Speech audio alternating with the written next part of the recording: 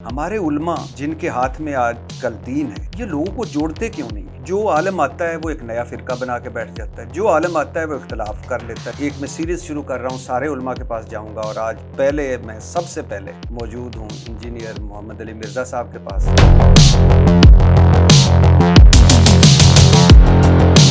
आप पर इल्ज़ाम है कि आप मज़हब फरोशी करते हैं, आप सिर्फ इख्तलाफी मौज़ूआत को हवा देते हैं और लोगों के जज्बात से खेलते हैं।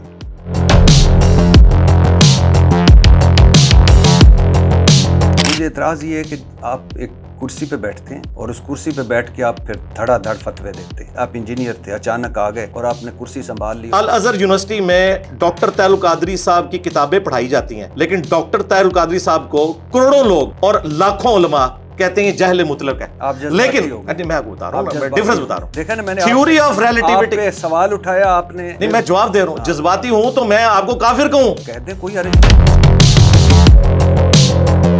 कसीर पे आपने तकरीबन फतवा दिया। इब्ने कसीर ने सेक्सी बातें लिखी। जी, लिखी हुई है। आपको कोई इख्तलाफ है इमाम अबू हनीफा से? जी, वो नबी इस्लाम के माँ बाप को काफिर कहते हैं। आप माशाल्लाह आप नरगिसियत का शिकार तो नहीं है? नहीं, मैं अपनी तो बात कर रही हूँ। चारों तरफ मैं मेरा ख्याल है ये इतने खतरनाक सवाल है कि इससे मेरी कांपे टांग रही हैं। आपने कहा कि रूहानी तौर पर हज़रत अली पहले खलीफा हैं, जबकि सियासी तौर पर अबू बकर सदीक पहले खलीफा हैं। रूहानियत और सियासत और ये आपने कैसे दो? हाँ, ये इस तरह नहीं हुआ था।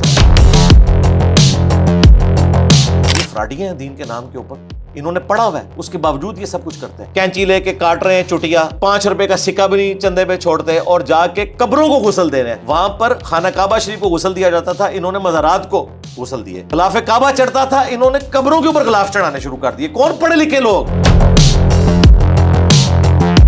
हमारे एक एक्स प्राइम मिनिस्टर थे जो आफिया सिद्दीकी की बड़ी बात करते थे। जब वो ट्रंप के सामने जाके बैठे तो उन्होंने साफियों को मना कर दिया कि यहाँ आफिया की बात नहीं करते। ये तो हमारे हुक्मरानों का हाल है। या आप इमरान खान की बात कर? मैंने नाम क्यों लेना? आप समझते हैं कि इमरान खान ने बहादुरी से जेल काटी? हाँ जी, बिल्कुल, इसमें कोई दूसरी राय नहीं है। वोट डाला 8 फरवरी 2024 के इलेक्शन? जी, डाला था। मैं तो सुबह सवेरे पहुंच गया था वोट डालने। क्या समझते हैं कि कौन जीता था इस इलेक्शन?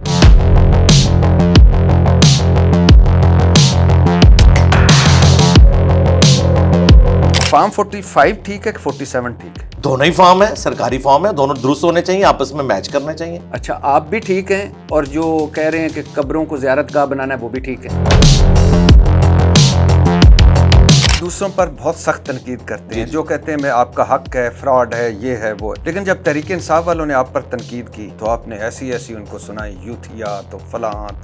उन्होंने कहा था ये मौलवी बिक गया है, और एक यूट्यूबर उसने कहा था इंजीनियर साहब को एजेंसियों ने बुलाकर धमकी लगाई है और एक बड़ा ओहदा ऑफर किया है। तो मैंने कहा था बिल्कुल झूठ बोल रहे हैं। 2013 के इलेक्शन में कंपेन करने वाला था पीटीआई की। जब ये 2014 में कंटेनर पे चढ़ गए ना बैज वालों की वजह से, तो मैं उस वक्त समझ गया कि अगला इन्होंने इसको तैयार किया है। मैं इतना नजरियाती हूँ डेमोक्रेसी में कि 2014 में मैंने अपने महबूब लीडर को छोड़ दिया कंटेनर की वजह से कि तुम इनका आले कार बन। डिजिटल दहशतगर्दी के हवाले से क्या कहें?